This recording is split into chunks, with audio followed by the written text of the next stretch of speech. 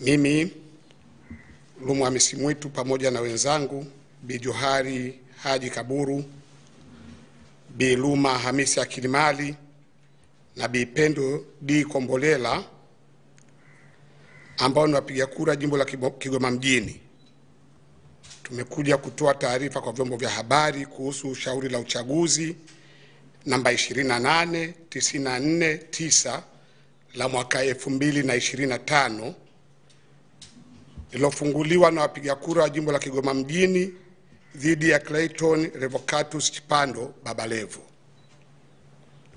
Waheshimiwa wanahabari, sisi watu wanne ambao tumefungua shauri hili, ambao ni wapiga kura wa jimbo la Kigoma mjini, ni walalamikaji katika shauri la uchaguzi namba 28949 la mwaka 2025 tuofungua dhidi ya Clayton Revocatus Chipando Baba Levo kwa niaba ya wapiga kura wa jimbo la Kigoma mjini. Tunasikitishwa sana na tukio la mauaji lililotokea tarehe 29 Oktoba 2025, siku ya uchaguzi, dhidi ya vijana wa Tanzania. Vijana na Watanzania waliofanya maandamano ili kupaza sauti ya kudai haki na uhuru wa kuchagua viongozi wanaowataka ili kuamua hatima ya nchi yao. Mwenyezi Mungu awalaze mahali pema peponi. Amen. Wote waliotangulia na waponye wote majeraha. Damu yao haitasahaulika na mapambano yao yatabaki kuwa alama ya mwanga wa haki, usawa, uhuru, heshima, utu na amani katika taifa letu. Ndugu waandishi wa habari, kwa uchungu mkubwa na majonzi, inasikitisha sana kuona chaguzi zetu nchini zimepoteza maana yake. Kura ya wananchi imepoteza thamani kabisa. Haki, uhuru, nguvu na mamlaka ya wananchi kuchagua viongozi wanaowataka imeporwa na CCM wakisaidiwa na vyombo vyake kama jeshi la polisi na vyombo vingine. Hii imechangiwa na madhaifu yaliyopo katika katiba ya nchi yetu ya mwaka 1977 ambayo tunayo hapa. Katiba hii imechangia sana kupora nguvu ya wananchi kwenye chaguzi zetu, na sheria zetu mbalimbali zinazoruhusu uwepo wa taasisi na mifumo dhaifu ya kiuchaguzi nchini, ambao nazo tunazo sheria za kiuchaguzi nchini.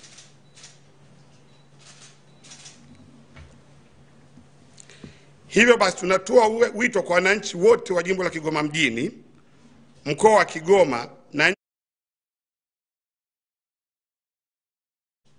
bila kuchoka ili kudai katiba mpya na tume huru ya uchaguzi. Uchaguzi wa Oktoba 29 haukuwa uchaguzi bali uchafuzi. Uchaguzi huu umedhihirisha kuwa falsafa ya Rais Samia ya 4R ilikuwa ni ulahai. Mabadiliko ya sheria namba 1 ya uchaguzi wa rais, wa bunge na madiwani ya 2024, uanzishwaji wa sheria mpya namba 2 ya tume huru ya uchaguzi ya mwaka 2024 pia ulikuwa ni ulahai. Ndugu waandishi wa habari, yaliyotokea katika uchaguzi wa jimbo la Kigoma mjini yalikuwa ni uhuni, udanganyifu, vita, hujuma, vitisho, uonevu, uporaji, ubabe, utemi na unyang'anyi dhidi ya haki na uhuru wa wananchi kuchagua viongozi wanaowataka. Tulipambana kadri tulivyoweza ili kuzuia hali hii, lakini tulizidiwa kwa sababu CCM walitumia jeshi la polisi lenye silaha, idara ya usalama wa taifa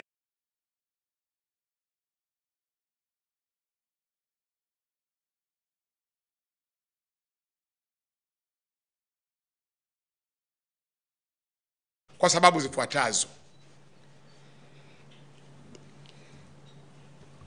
Moja, mawakala wetu wote wa ACT katika vituo 376 walizuia kuingia na daftari la INEC, daftari la INEC ile hapa, ambalo lina picha zote za wapiga kura wa kituo, na walifanya hivyo makusudi ili watu waleta wasitambuliwe, kwa sababu mawakala wetu walikuwa wanafahamu watu wote walioandikwa, waliosajiliwa kupiga kura katika kituo hiki. Kwa hiyo ilikuwa njia yao ya kwanza kuzuia, kuhakikisha hakuna mtu anaingia na daftari, na ni haki yao kwa kanuni zilizoweka Tume ya Taifa ya Uchaguzi. Sheria inawaruhusu mawakala kuingia na daftari, lakini walizuiliwa. 2, mawakala wetu wote wa ACT Wazalendo waliondolewa nje ya vituo kwa muda mrefu, na wengine kukamatwa na polisi na kupelekwa mahabusu bila kosa lolote. Na hii walifanya katika vituo vyote 376. Mapema kabisa mawakala wanachukuliwa na wanaachiwa jioni kabisa, saa 9, saa 1 kabla ya kufunga vituo. 3, wasimamizi wa vituo, makarani, watendaji na wanachama wa CCM kuingiza kura zaidi ya 2 kwenye masanduku. Mawakala wetu walipojaribu kuhoji na kuziwia, waliishwa kukamatwa kwa madai ya kuleta fujo kituoni.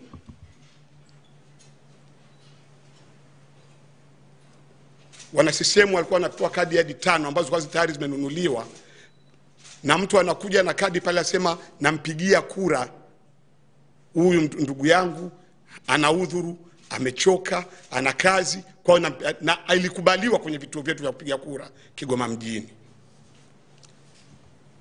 Namba 4, mawakala wetu kunyimwa nakala za matokeo RF2.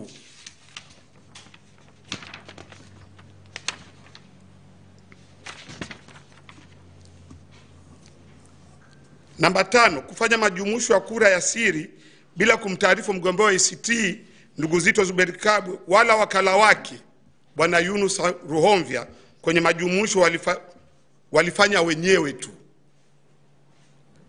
Kanuni inaonyesha ni lazima kuwe na barua ya kumfahamisha mgombea na wakala wake wanafanya wapi majumuisho, lini na saa ngapi. Lakini Mheshimiwa Zitto Kabwe hakupewa barua hiyo, wala wakala wake Bwana Yunus Ruhomvya hakufahamishwa kituo wanatufanyia majumuisho haya. Namba 7, ujazaji wa fomu ya matokeo wenye kasoro na usiofuata taratibu. Moja ya kituo, idadi ya kura za wagombea wa CCM ni nyingi zaidi ya idadi ya wapiga kura katika kituo cha kupigia kura. Mfano, kituo cha shule ya msingi Majengo, kata Katubuka, idadi ya wapiga kura walioandikishwa ni 446.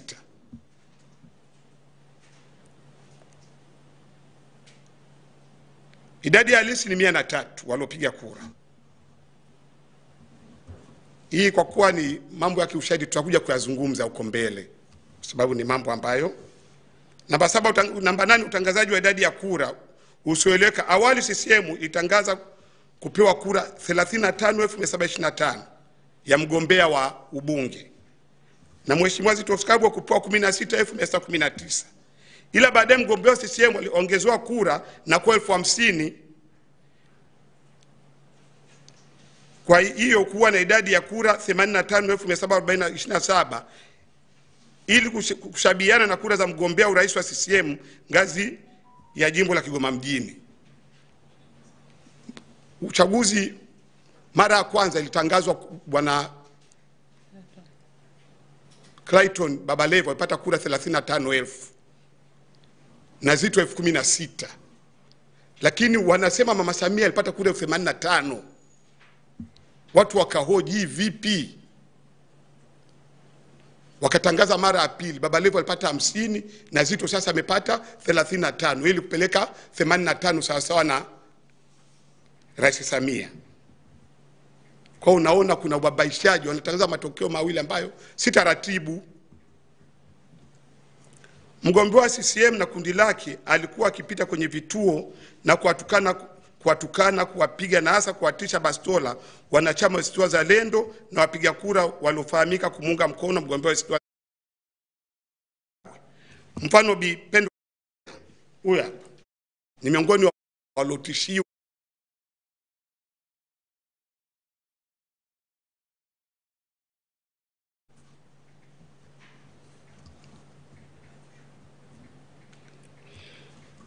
Namba 10, mgombea ubunge wa CCM na kikundi chake wakisaidiwa na polisi waliongoza operation na kuteka wanachama wa ACT Wazalendo, madiwani, wapiga kura kwa gari la Land Cruiser, lengo la kutia hofu na wasiwasi watu wasiende kupiga kura.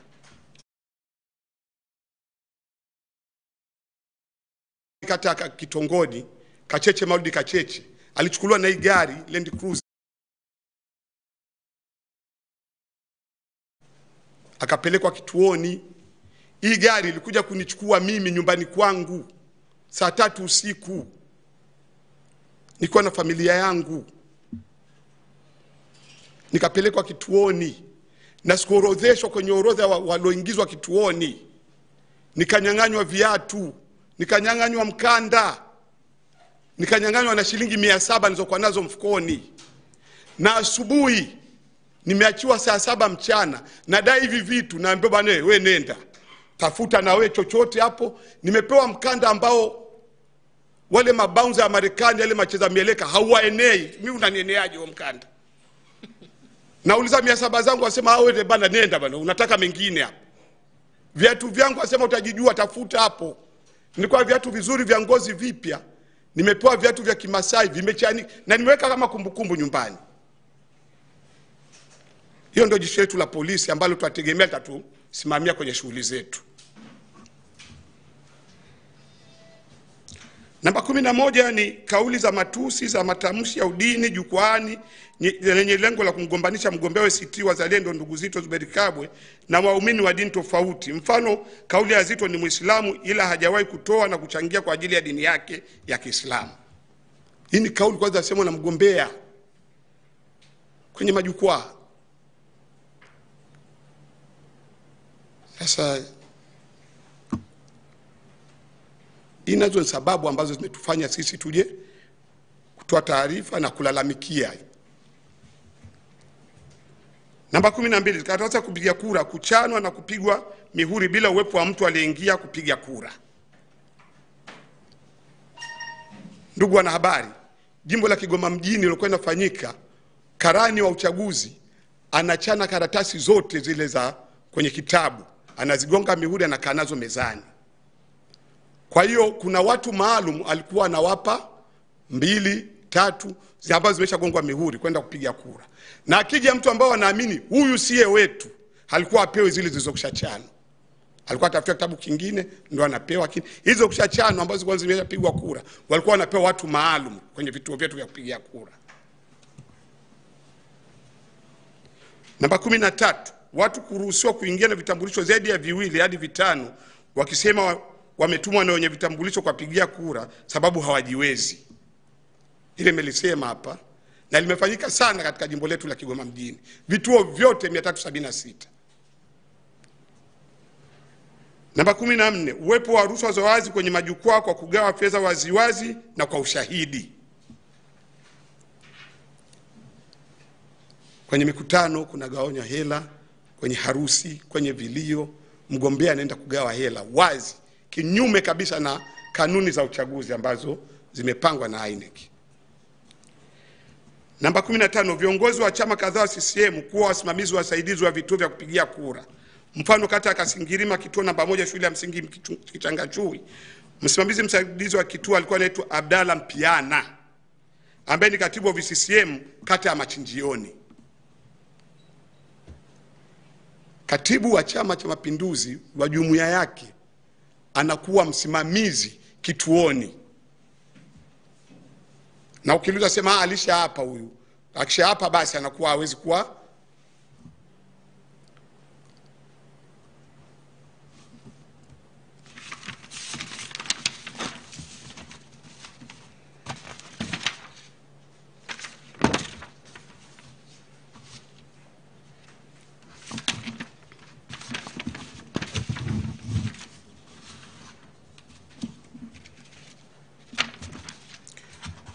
Kwa maana hiyo sisi tuliokuja mbele yenu hatukuridhishwa na uchaguzi huu ambao ni mimi Lumu Hamisi Mwitu nitaongoza jopo hili pamoja na mwenzangu Bi Johari Haji Kaburu Biluma Hamisi Akilimali na Bipendo D. Kombolela. Tunawapenda kutaarifu wananchi na wapiga kura wa jimbo la Kigoma mjini kwamba tayari kesi ya uchaguzi namba 28989 ya jimbo la Kigoma mjini imefunguliwa tangu tarehe 15 Novemba 2025. Na walalamikiwa wote wameshapatiwa taarifa CFD na itarudi tena kusikilizwa tarehe 26 Novemba 2025 katika Mahakama Kuu Kanda ya Kigoma. Katika shauri hili la uchaguzi tumeshtaki watu watatu ambao ni msimamizi wa uchaguzi jimbo la Kigoma mjini, mnufaika na uchaguzi huo Levacatus Clayton Levacatus Kipando Babalevo na mwanasheria mkuu wa serikali. Hao ni walalamikiwa katika shauri hili la uchaguzi. Sisi tunaamini kwamba Mahakama Kuu itatenda haki kwa sababu makosa yanayopelekea kubadilisha uchaguzi yapo wazi kama ilivyoelezwa katika sheria ya uchaguzi wa rais, wa bunge na madiwani namba 1 ya 2024 kifungu cha 137 kifungu kidogo cha pili, ambao ni matumizi ya lugha za udini, kutofuata na kuzingatia sheria za uchaguzi, vitendo vya rushwa. Matendo yote haya ni wazi yalitokea na tuna ushahidi wa kutosha na mashahidi wa kutosha kuthibitisha hili, kuisaidia Mahakama Kuu kutenda haki. Asanteni sana wanahabari. Hiyo ndo taarifa yetu kwa siku ya leo.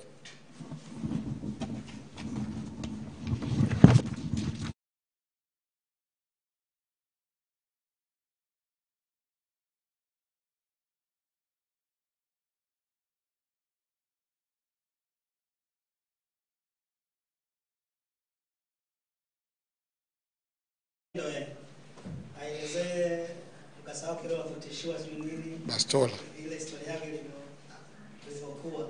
Sawa. Mimi naona kwa vile kesi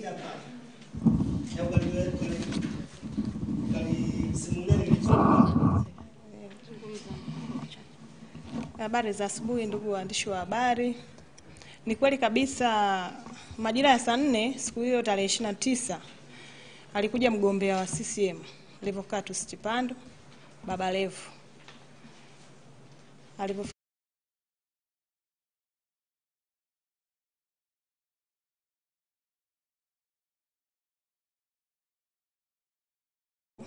Ndo akaja sasa akawa ananihoji, wewe upo hapa kama nani? Nasikia upo unagawa hela, umepewa na Zito ugawe hela. Kaambia mimi sina hela yoyote. Baadaye akawaamrisha wale mabodyguard wake, alikuwa na mabodyguard kama 6 wamevaa kininja.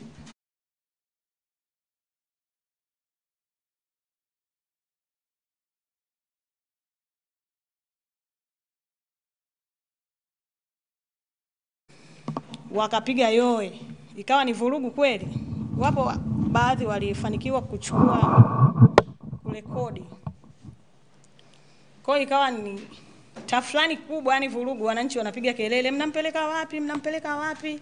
Baadaye mwenyewe sasa alivyoona watu waishajaa, wameshakuwa wengi, akapiga simu polisi. Njooni hapa shule ya Mwanga kuna watu wanafanya vurugu, mje mwachukue. Haikupita hata dakika 10. Defender ya polisi kwa imefika, ilivyofika pale yeye akawa anaamrisha kamata huyu, kamata huyu. Tukaenea watu 7. Tukapelekwa polisi. Tumefika polisi, hatukuandikwa kwenye lile daftari la mahudhurio kwamba hawa watu wameingia, tukaambiwa kaeni pale. Tumekaa kwa muda tu wa kutosha. Imefika saa 9:30 tukaambiwa tukatoe maelezo ili tupewe dhamana. Kwa tulitoa maelezo, tukaambiwa tukaripoti kesho yake asubuhi. Kwa hali ilikuwa hivyo.